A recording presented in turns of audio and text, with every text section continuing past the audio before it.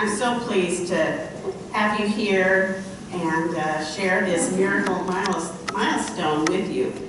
Wow, 40 years, we can't believe it. We still feel so young, don't we, Jean? You love what you do, you feel energized.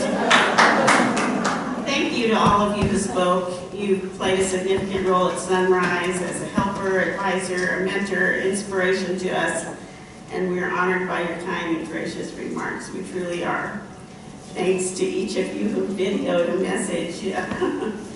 Your time is precious, and we appreciate that effort. Thank you so much.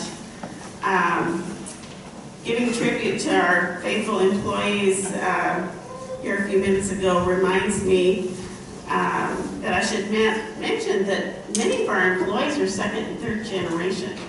Their parents worked for us, and now they work for us. And we have a group in home care and supported living, and even accounting and IT, HR. I know some of you brought your children to work when you came to work, and I was stunned when I was introduced to a couple of people that are employees, and I remember I used to hold them on my lap so their mothers could work and change their diapers, and here they are, pretty big grown up. So Greg Johnson, Alicia Harbeck, Eric Bile, Rachel Seward, Jody Johnson, just to name a few. There's more. So I thank you all for making Sunrise and Caring Services your family business. That is wonderful. I would like to thank our fine management team for their excellent service to Sunrise in our community. Holly Morgan, just briefly stand, Holly. Holly is the Executive Director of our Behavioral Health Branch.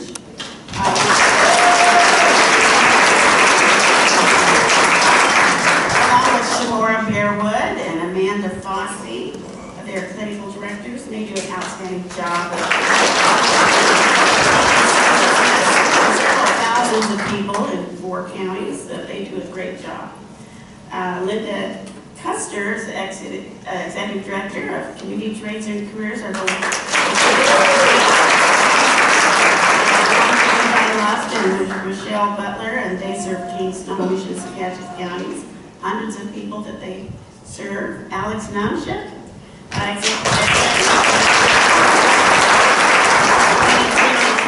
employees and provides tens of thousands of hours of in-home care to senior citizens and people with disabilities each month.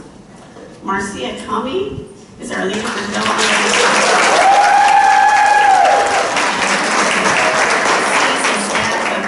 Nearly 300 people serving children and over 100 adults, 24/7, 365, never a day off. Sharon Bowers is the director of our training and caregiver education.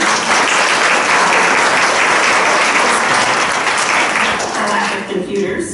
And they provide training to 2,000 or 3,000 caregivers every year in our 4-county area.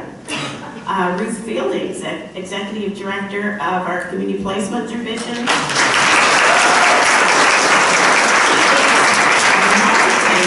Community service programs to specialty populations in the Northwest region, and these are individual stabilizing services that help people stay in their home, stay in their placement, stay in their community. Kim Hung is our Director of IT and Operations. Kyle and Mario Rodriguez. They provide safety, emergency services, security through our network, our website, and physically in several dozen service locations. Lisa Pinkerton is the Executive Director of monumental task of finding, hiring, coaching, establishing personnel policy, and managing a workforce of nearly 900 people. Kim Eldred is our CFO.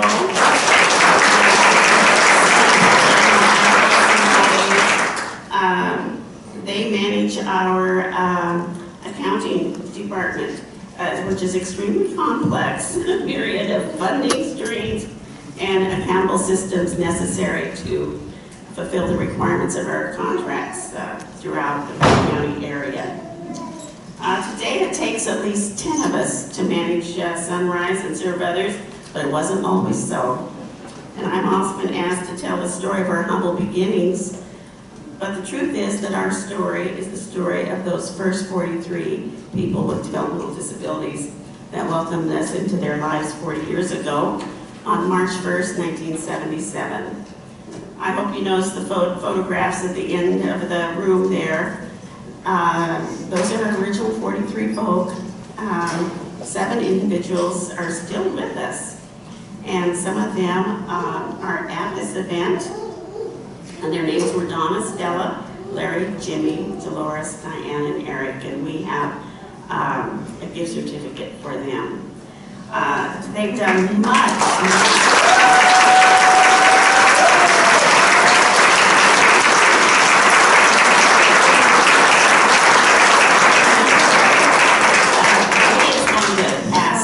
Certificates out to them where we won't make them get them wrong. They have done much pioneering work. And we have just walked in their shadow. Donna was one of the very first people to leave an institution and move into the communities in the late 60s. She and 2 others moved to 41st and Rucker here in Everett, to the home of my brother-in-law in the house that is today the yarn shop there on the corner. And that was one of the first community residence / group homes in the state outside an institution. You know, in those days it may not have been licensed. Soon the house was full and they moved to a home at the end of the cul-de-sac on 113th Street in Everett. And when that became full, my brother-in-law added 2 other homes on 113th Street. And so there were 43 people there. And during the 70s, 3 sheltered workshops came into the community that all these folks attended. And one was in North Everett, long ago closed, Marvell Industries, work opportunities in Linwood, and then C&L, which later became Creative Learning, which later became Diversified Industrial Services.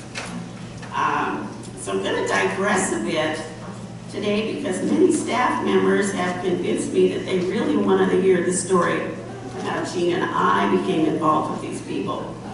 Well, while Donna and her friends were pioneering community group homes and employment programs, Gina and I were trying on our own to establish a group home.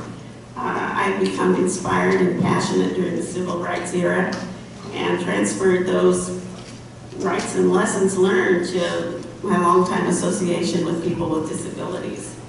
And we had worked in an institution in Colorado, and we were horrified. And we moved west after we were told by the state of Colorado that they were satisfied with their institutions and weren't ready to let anybody move into the community. We had been through about 6 zoning hearings in various counties. And no, not in my backyard. And this was way before the Federal Fair Housing Act of 1984. So on our wedding anniversary, March 1, 1977, we got a call at 6 o'clock in the morning from my brother-in-law saying, "I've had it, we're gone, we're leaving, we're serving breakfast, and then we'll be out of here. If you want our group homes, show up at 9 o'clock after breakfast." I called my job and explained that I would not be in for work. We picked up the keys, 3 boxes of client records, and he said goodbye and drove away. Gene and I had no staff. There was 3 separate buildings, all on 113, and there were just 2 of us. So we were kind of desperate. We needed help that day.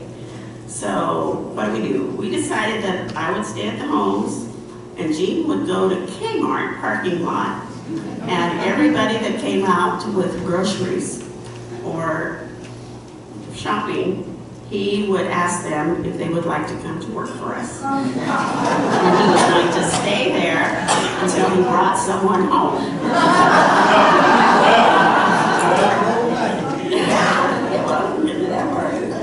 Gene had done many repairs to the homes, and he had met everyone who lived there. I had not. Most of the people had already been taken to workshops right after breakfast, and in those great big blue 15-passenger vans that some of you might remember. A few people were home. One was Donna, who's still with us today, and one was Larry. Donna had purposely pretended that she had an ear infection and would not go to the sheltered workshop because she wasn't sure what was going to happen. She was worried that she might be sent back to an institution. Donna was thrilled to meet me. I said, well, Donna, I need your help. I don't know people's names. I need your help. You know what? She told me everything I needed to know. The medication schedule, the meal schedule, the cleaning schedule, the workshop schedule, the transportation schedule, when to get up, when to go to bed, the laundry schedule, and what problems some people had. She made sure that I knew I was already behind schedule. And I inventoried the food, the laundry, the cleaning supplies at each home, and there wasn't much. That afternoon I made some phone calls. I hooked up the utilities, the telephone, called the current landlord, and offered to rent the places. He asked me for money. I said, well, I don't have any, we don't have any, but we would pay. We were good for it. We were good people. We were good for it. We'd pay when we figured out how to get some. He rushed right over, and just as Jean arrived with a woman from Kmart named Marie Golden, and she was indeed golden, and I like to say she was worth her weight in gold. We offered her the fancy minimum wage of $3.35 an hour for 10 hours a day to live at one of the homes, take care of 15 people all by herself 24/7. And we would pay her when we figured out how to get some money. She said she liked to cook. That was basically our interview, was, can you cook and have you ever cared for anybody? She said, I have 8 kids, I know how to cook. Larry, who had stayed home, said he was hungry, and he convinced her he would worship her for her fine food if she would take the job. And we also convinced the landlord that he had no choice. His property was useless in its present state, and his best hope of recovery was to work with us. So we had Marie, and the landlord said, okay, we'll see how it goes. And I explained to Jean then we didn't have enough food for the next meal for 46 people. He went to our house with Larry and picked up every scrap of food, cleaning supply, laundry supplies that he could find, and brought it back.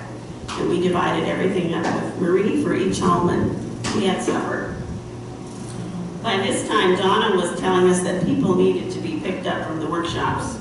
Marie and I had no idea where they were, so Larry and Donna became our guides. And that's how we found out Larry had talent for direction and navigation.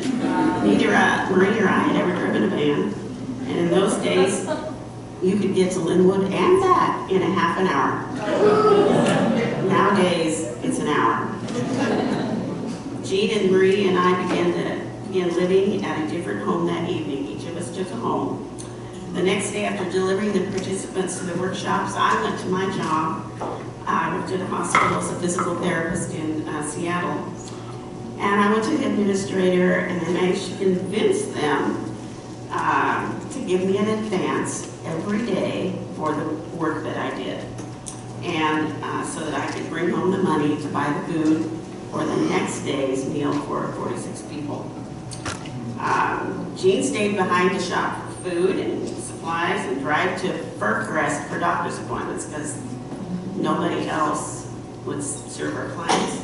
Marie cleaned and did laundry while everybody else and I went to work. When I got home at 9, I baked for the next day. And this was a general routine unless someone was sick or there was a fight or change in the workshop schedule. Everybody knew that chips were down and all the plants were wonderful. When someone was out of sorts, they had to go to work with me. And I was a skills instructor for the University of Washington Physical Therapy Department. And I would bring in volunteer patients.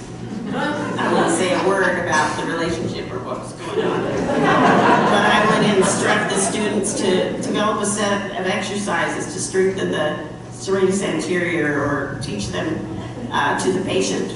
I brought the patient. And the residents loved that attention and were loved by the students. And everybody was happy. Nobody was the wiser.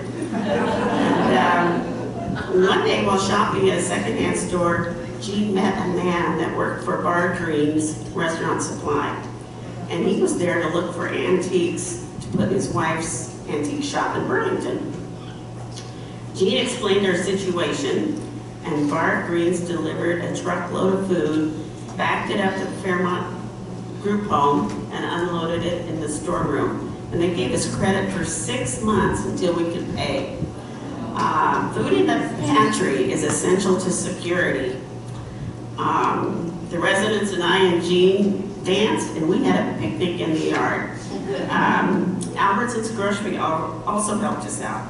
They were angry that every time they had a sale on any product, Jean would go in and buy their entire promotional stock. And that left them short to have anything to sell to the public. So they were giving out rain checks all over the place. Jean explained their situation and made a deal to limit the number of chickens he bought if they would give us all the bread and produce that we needed. And they said yes. Eventually, with lots of help from some wonderful folks at Social Security, the state, Elaine Washington, the first state person I ever met, and the county, about 4 months later, we were able to get the homes licensed and receive some money to begin paying bills. Actually, Marie got all the money, 100%. She had so much overtime in, it was months before we got out of debt to her. So I wasn't able to quit my job yet, because I still had to bring home that money every night. And eventually we were able to hire some help and give Marie some weekends off. During those first 4 months and several years after, Donna, one of our participants, still with us today, has to be given much, much credit for keeping things together. She kind of ruled the roost, kept everybody in line, including me. And she would call Jean or I and say, "You better tongue twick." She had a speech impediment, and better tongue twick. And so one day, a year or so into this, I got a call about 5:30 in the morning saying tongue twick. And we're not talking cell phones here, we're talking the old phones. I hurried over. To my shock, the staff was lying on the kitchen table, and Donna and another resident were trying to deliver her baby. I pitched in, and a baby girl entered the world. Her husband was in the kitchen cooking breakfast. I don't know why he wasn't in there. And after that experience, we were determined to get health insurance for our employees so they could go get care when they needed it. Employee benefits were a new concept. Perhaps that was the first in this kind of industry at the time. In those days, things were quite different in the community than they are today. And these folks I honor pioneered the differences we all benefit from today. In those days, there were no doctors in the community that would serve people with a severe disability. They were so special that they had to be driven to Fircrest to see a doctor or a dentist. All the prescriptions had to be filled at Fircrest. Prescriptions requests were mailed to Fircrest. filled and mailed back. Once the filled prescriptions got lost in the mail, we drove weekly to Fircrest begging to have them filled again. No, they weren't about to give us extra drugs. The answer was repeatedly no. Finally, they agreed to fill them after some pressure from our colleagues at the state here in Everett. And finally, both sets of prescriptions arrived on the same day, 3 months late. So our folks had gone 3 months without their prescriptions. In those days, the prescriptions were, there was only 4. There was Dilantin, Bemnabar, Thorazine, and Mellaril. Those are major drugs. And having endured that 3 months, we learned that some of the folks obviously needed that. Many of them got better without them. And there was no pharmacy in the county that would accept a prescription for these drugs and these folks at that time. But they did let us have a veterinary. Oh, yes, they did. When Jean and I came along, some progress had been made, and there were 2 doctors from the Everett Clinic that under pressure had agreed to do emergency care for people in group homes in the county. This slow mail event persuaded those 2 doctors to rely on their own knowledge and overrule this long history of institutional, everybody's got to have one of those 4 drugs ideas. And one of those Everett Clinic doctors had to retire before any other doctor would accept a patient this special. But they did begin doing primary care. One of its early group deserves the credit for breaking the dentist and pharmacy barrier in this community. One day she had a very swollen face and an abscessed tooth, and Fircrest had been called and her appointment couldn't be scheduled except for another couple of days away. The landlord happened to come over. He came over frequently to check on us. He liked her and inquired what was going on. She fondly called him a cow. She told him her tooth hurt.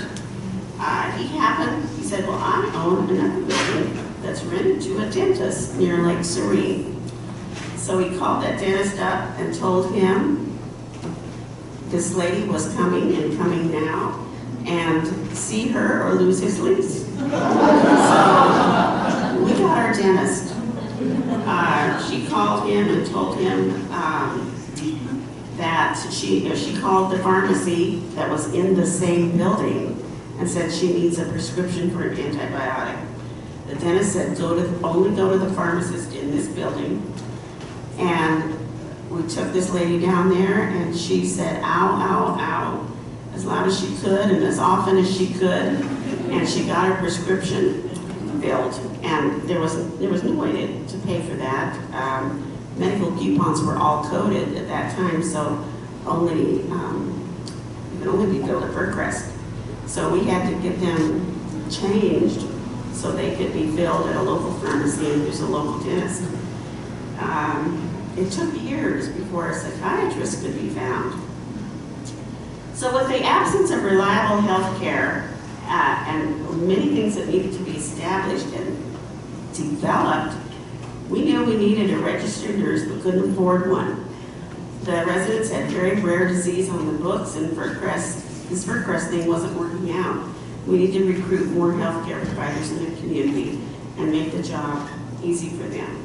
So it just so happened I knew a nurse in the desert in California who was providing rural health care to Native Americans, Hispanics, and hippies living in the hills, and I begged her to come help us.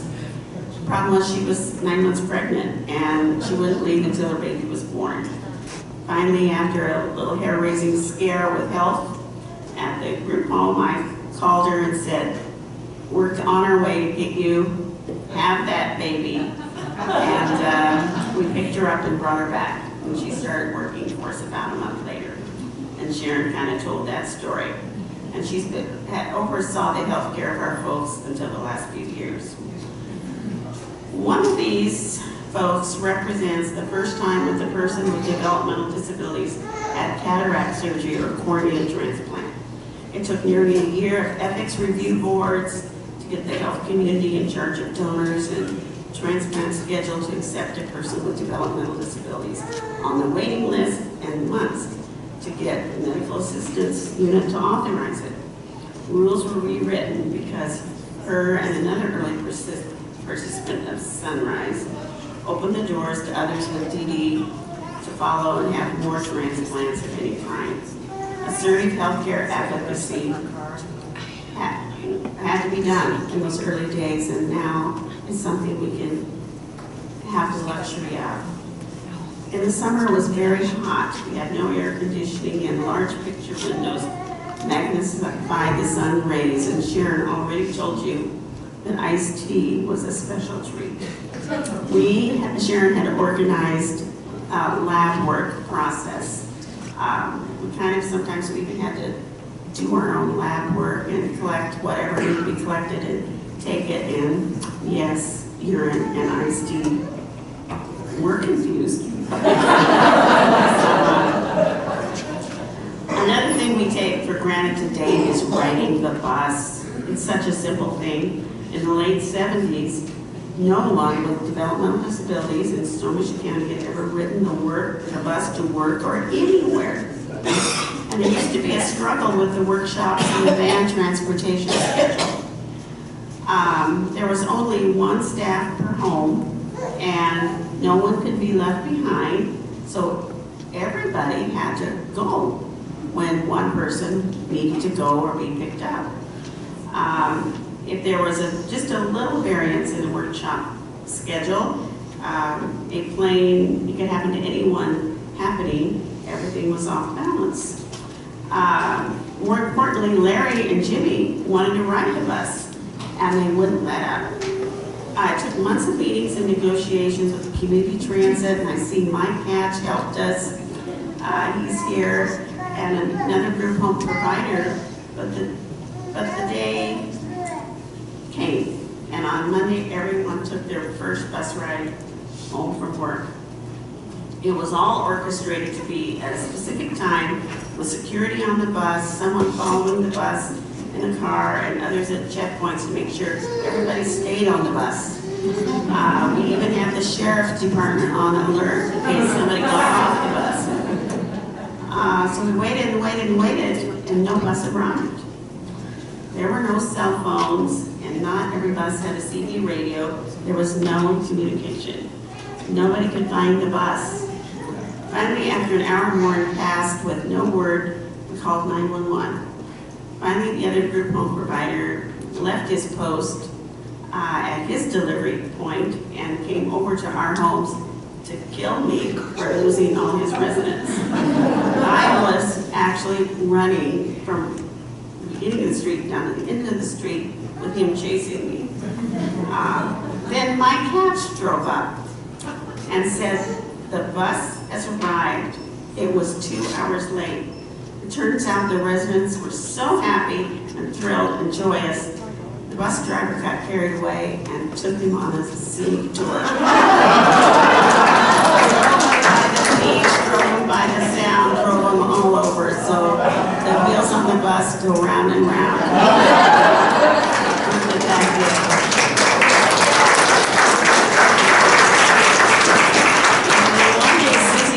Who we're privileged to have here today, came by to visit and to talk about some contract issues. She worked for the Division of Developmental Disabilities out of, I don't know, I think it might have been First or Olympia. And when they left, thumbs up, we had the green light to move some residents into apartments and start the 3rd tenant support program in the state. In 1980, then Donna and 2 others in the original group became the first people with developmental disabilities in this area to live in their own rented housing. Each of them had a great amount of 45 hours of staff a month. That's just a little over an hour a day, folks. That's not much. We hired 2 wonderful men we recruited from Everett Community College to provide instruction for them. These three women had been denied an education in their youth, and they were hungry to learn. They already knew how to live life's routines, but they wanted something more. And one day as planned, Donna took her parents out to supper at a restaurant to practice her reading and math skills, to read the menu and pay for the meal with a check. Donna's mother began to crying uncontrollably. As it turns out, Donna's mother had never had her own bank account, never learned how to write a check, and she was completely overcome with bittersweet joy for Donna's new life and remorse for what Donna had missed. Those three women that moved out to that first home were so remarkable, it changed the course of their staff lives. One went on to become a college professor and to teach others how to become a special education teacher. The other became a passionate crusader for the value and meaning of life and for people with developmental disabilities. And soon, many people were moving into apartments. Late one night, these same three ladies after they had moved into a house. Donna called me and said, "You better tongue twig." It turns out their house was on fire. She called 911 and then us, and then got out. Before she left, she went to the second floor and got a roommate. When we got there, the ladies were in the yard, in their night clothes, completely blackened with soot. And the firemen were putting out the blaze. It took us 2 days of soaking and scrubbing to get their skin back to normal color. The house was destroyed, and the ladies did everything right. If any of you have ever been told to change out a cadet wall heater, you can thank Donna and her roommates for that. We had them join a class action suit, and took over a decade, but there's been changes to wall heaters since those days. And one of the gentlemen was the first person with developmental disabilities in our community to attend church services, without being in a special class. That was, a milestone, just to sit in a sanctuary with the rest of the congregation. When it was explained that his parents were honored overseas missionaries in that denomination, they said, "Well, we'll try it. We'll let him sit in the sanctuary." And he got excited about that, and he broke the barrier in 4 more churches. So he got to do that. Diane and another lady and their housemate Matt were the first to pioneer model community residence with their own live-in personal assistant and have it co-partnered with a parent. So thank you, Carol. Eric, one of the original folks over there, and one of the ladies represent another first for people with disabilities in our region, and that is marriage.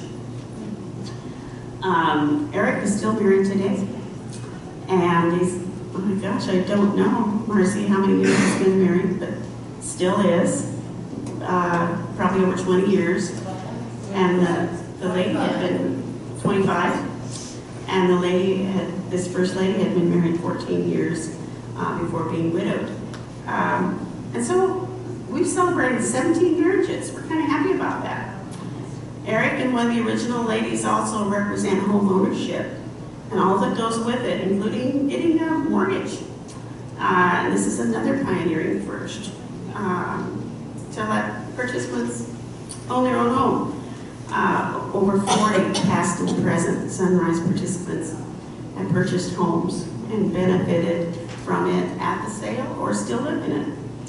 Some of the women in the original group told their dark stories years ago about institutional life and laid the foundation to inspire others to start the work of scandal and rape relief and the sexual assault center right here at Providence. These resources wouldn't exist today if it were not for the stories those ladies had the courage to tell. Stella and 3 of the other original folks started the First People First chapter in this community. Jimmy, Dolores, and another one founded Special Olympics in our community. Having one's own bank account, having utilities in your own name, getting a driver's license, getting a food handler's card, buying a car, getting a bank account, a consumer loan, a credit card, establishing good personal credit, traveling at home and abroad, getting a passport, attending church in a sanctuary outside of a special class, taking classes in the community college, attending public school, registering to vote, actually voting, join a political party, establishing a retirement plan, joining a union, getting a personal individual job in the community, getting a job without having to know how to do it first. In other words, getting on the job training, just like we get. Joining clubs, attending community senior groups, having a personal doctor, a personal dentist, a pharmacist, accessing mental health care, and so on. All these things we take for granted, but they did not exist 40 years ago. And our folks and many folks with gray hair in our audience, I see the little row of special people I love from first the Bureau of Developmental Disabilities and now DDA. These folks also supported those folks to do all those things and change the world for people with developmental disabilities. It continues to be an ongoing civil rights movement. There's some big battles yet to be fought. In the justice system, the right to long-term care in the same manners as all of us baby boomers wanted, and the age-old battle of having your choices honored in the manner that you prefer. Today, with our mission to provide for the unmet needs of individuals in the communities where we live and honor our employees who serve them, we continue to advocate for the civil rights of all persons with disabilities, intellectual, behavioral, and physical. We continue to advocate legislatively for wage appropriations for our employees. That is related to civil rights for the disabled. If you work with the disabled, it's not honored as great as it should be. And so that is still part of our civil rights work we have to do. We owe 40 years of grateful thanks to the families that trusted us, the people who helped us, advised us. I looked to our attorney that helped us way back.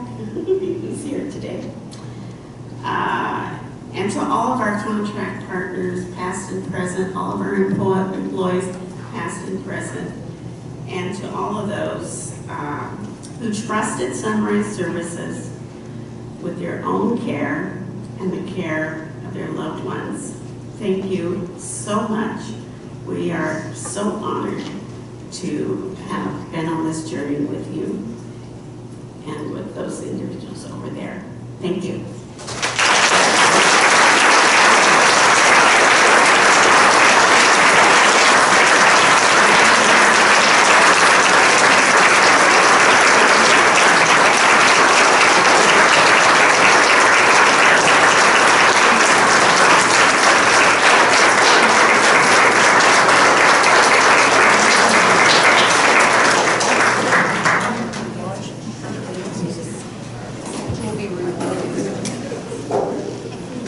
If I could get everyone to turn their attention to the back, we're going to go back there and we have a cake to celebrate our 40th anniversary. And Sue and Jean are going to cut the cake, and then we'll serve you all some cake. We will raffle off the last 2 prizes, and then as you leave, we'll have some of our team. We'll be handing out bags that we've made for everybody to thank you for coming out and joining us. So Sue, I'll meet you in the back.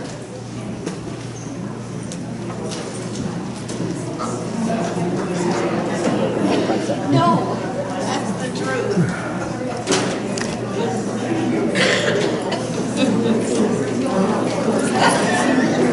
Extreme close-up of Lee.